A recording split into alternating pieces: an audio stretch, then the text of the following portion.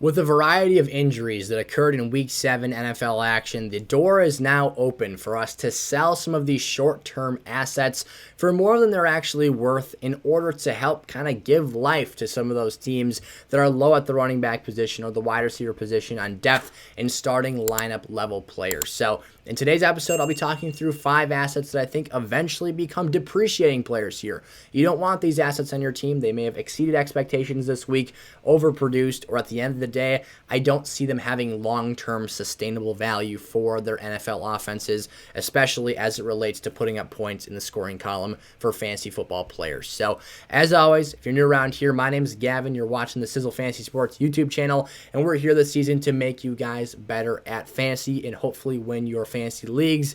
If you're new, drop on down, click that subscribe button, join the community, and turn the bell on so you're notified whenever we come out with a new piece of content. I'm posting new content multiple times a day here on YouTube throughout the week. So make sure to drop back, relax, have a good time today, you guys, and let's dive into our sell high running backs for Week 8 fantasy football. All right, these first 2 sell high candidates for today's episode are very closely aligned here. You'll understand what I mean by that once we get to the second player. Now, we're going to kick off today's episode talking through Foreman, one of the shining stars of this, upsetting Carolina Panthers offense. Not upsetting in the fact that it makes us frustrated. I guess really that also applies.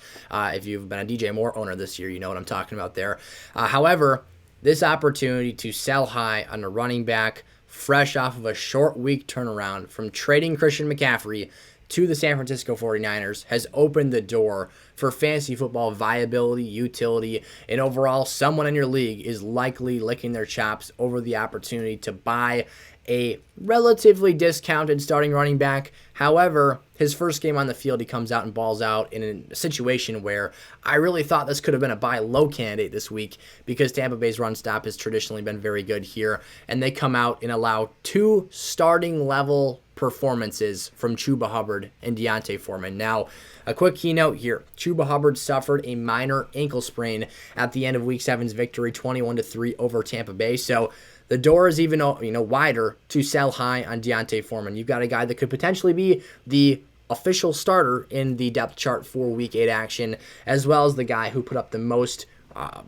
yardage of production here, if that makes sense, cracking the century marker when you combine, his rushing attempts put him over the top, 118 yards on 15 carries on the ground, plus 2 receptions for 27 yards through the air. So he did very, very nice things. He had a 60-plus yard run as well on Tampa Bay's very stout rushing defense. That's something that I've been saying around here on the channel, but they erode in certain spots. They've had some tough outs this year and haven't really produced up to expectation. So for all intents and purposes, this is the perfect sell high candidate here. This is an offense that I think over-exceeded expectations in Week 7. I don't think this is something to expect to continue seeing going forward. I think it was more of a combination of Tampa's offense having very, very poor overall production this week. I think that the amount of times they asked their defense to play football really tuckered them out here. And we saw late in the game, the Panthers just continually moved the ball downfield, converted in key spots, and kept the ball away from Tom Brady.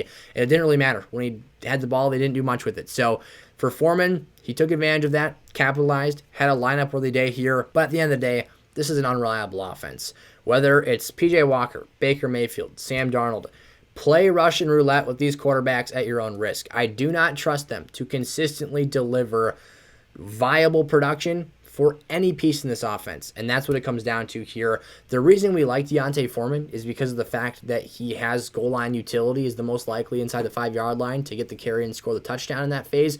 However, how often are they truly going to get down there? I mean, he ripped a big run this week, got him 6 fantasy points, put him through the double-digit barrier in terms of overall production. Take away that one run, and I know you can say this about a lot of positions, about a lot of key players here, but if you take away that one key run, he doesn't have a double-digit week. Coming into the week, it is worth noting as well, he was the second running back for this team. It is more so of a split backfield than I think we realized, though.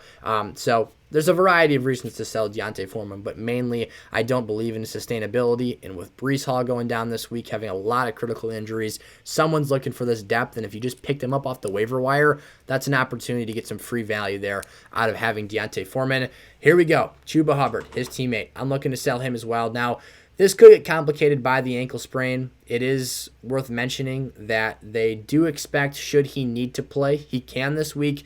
But oftentimes, I feel like this is smoke and mirrors. Like, I will genuinely be shocked to an extent if we see Chuba Hubbard active for this game. They're one game out of first place in the NFC South.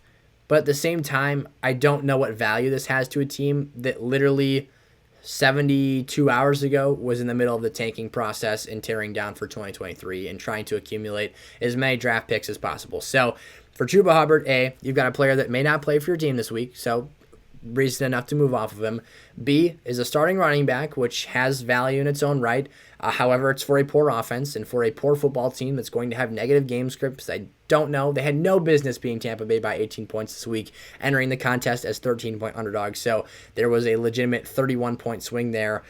And then at the end of the day, this is the best tape I've seen from Chuba Hubbard in his pro career. I've been very critical of him in the past. I think his skill set is limited. I think he's poor at breaking tackles. I think he's a poor catcher of the football. He isn't natural and fluid in that motion. And he doesn't have a great usage level on the goal line. This is a guy that is the clearly smaller back. I think Foreman's a better option in that area of the field. And his touchdown this week, being Chuba Hubbard, came on a 17-yard scamper. So yes, it was in the red zone. No, it was not a goal line carry. So all things worth mentioning. All things that, of course, we did just bring up and mention, and reasons to sell high on this Panthers backfield, which I do not expect to continue reaping this level of NFL success. Ezekiel Elliott here. Had him on the sell list last week. Also had him as a must start, so I said if you need a starting level player this week, hang on to Zeke for one more week. You can probably sell high after Detroit. Sure enough, has his first multi-touchdown game of the season. Dak Prescott returns. They win the game handedly. The game script was phenomenal. Now, there are some things you don't love to see here. I'm not going to be too picky with Zeke. The moral of the story is that I don't trust his efficiency. I think that he's incredibly touchdown dependent, which can be said about a lot of players here. But at the end of the day, I think that it's just better to move off of him now while teams are desperate, reeling after, fresh off of hearing the Breece Hall ACL injury news, which of course is a big, big deal to a lot of fantasy teams out there. So for Zeke, starting out here, 49% of the offensive snap share, 65% went to Tony Pollard, so obviously some overlap there. They ran some two-back sets. That's all fine. I'm going to be picky about that to an extent, but I'm also not going to say that that is the reason that we're solely selling him here. The other issues are yards per carry. So you've got a guy who averaged 3.8 yards per carry on 15 rushes this week, just 57 yards. So those touchdowns were vital to his success, to his production. If he doesn't get in the end zone, you're not seeing these numbers. And this game script literally unfolded as perfect as it possibly could have for this team. In this matchup, they had more rushing attempts than passing attempts because they were able to control that game script for 4 quarters and really dictate how the Lions played football on their end of things. So overall, this was like literally a ceiling game for Zeke, and it was still only 17 points in half PPR scoring. He also has not seen more than 2 targets in a game this year, 0 occurrences of going 3 or higher, so that level of usage is not a factor in this offense for him this year, and that's a problem. So while I expect him to have a higher offensive output overall with Dak in the lineup, I think that this team is just better with him under center. I'm not one of those Cooper Rush guys. I think that that is a positive and another reason to take advantage of selling high. Winning in convincing fashion and having that box score as an asset for your trade, value that you place upon Zeke with a trade partner here is something you could use and pull from, of course, to make a deal get done here. But at the end of the day, Tony Pollard had 6.92 yards per carry.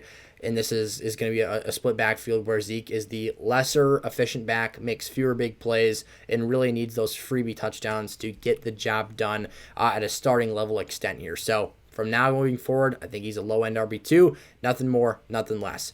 Eno Benjamin of the Arizona Cardinals, a golden opportunity coming off of the best game of his career to sell him high to the James Conner owner. It has been a filthy, unsatisfying, frustrating disaster owning James Conner in fantasy football this year, and I have sucked it up and lived through it in a couple of leagues. And at this point in time, you just want to have assurance that you have the starter in that position. Like seeing the impact of injuries to other players and other backfields, James Conner's owners have been through it. So you want to see Eno Benjamin on your bench, having him as a reserve option. Seeing the things he did in a starting spot last week was super encouraging. So you had Darrell Williams out. You had some Keontae Ingram mixed in there. He looked decent in touches. But for Eno Benjamin, this is no more than a temporary start. Like as soon as Conner gets factored back in, and if he can get healthy, if his body gets it right, I don't see Eno as any more than a high-end handcuff with some upside here. So I'm looking to sell high on him. He had over 100 scrimmage yards this week, 7.67 yards per carry. That's dang good efficiency. But like I said, Conner's coming off of a long rest week here. So you've got a Thursday night game turning around to Sunday this coming week. I would just bite the bullet, suck it up, and just sell them to, unless you're the team that has James Conner or you're dying for depth and just need a critical starter at this point in time. Now, I will mention Eno Benjamin's probably best sold as a package option if you're really looking to get something of decent starting level lineup caliber play back in return. But the point being, there are other teams that he might be more valuable to than your roster, and that's the reason that you should look to sell him to those groups. And then Tyler Allgeier, a very simple and similar situation here for Allgeier and the Falcons to Cordero Patterson owners. So Allgeier comes in here, his third consecutive week of 13 or more rushing attempts. However, that's still not workhorse utility. He has 0 targets in any of those starts this season, and he's had 3 straight games averaging under 3.5 yards per carry as this team's lead back in the offensive backfield. So that's all, troubling red flags. You're getting inefficient play, a lack of opportunity for efficient play, that being receiving involvement.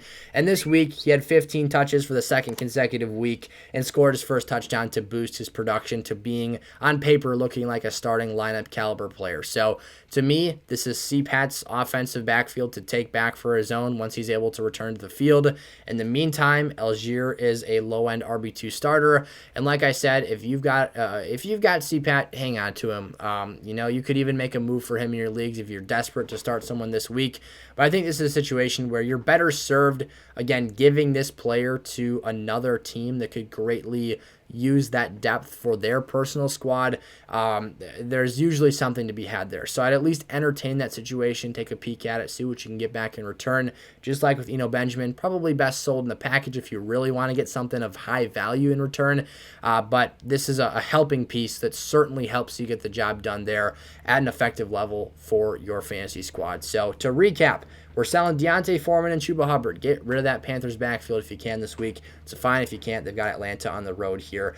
Ezekiel Elliott, Dallas Cowboys, selling high on him this week. Eno Benjamin and Tyler Allgeier. So those are our 5 must-sell wide receivers. These are running backs here for Week 8 fantasy football. As always, if you guys enjoyed, smash the like button, subscribe, turn the bell on so you're never late for a piece of content, and check out some of the links in the description of today's video, and I'll see you in the next video. Peace out.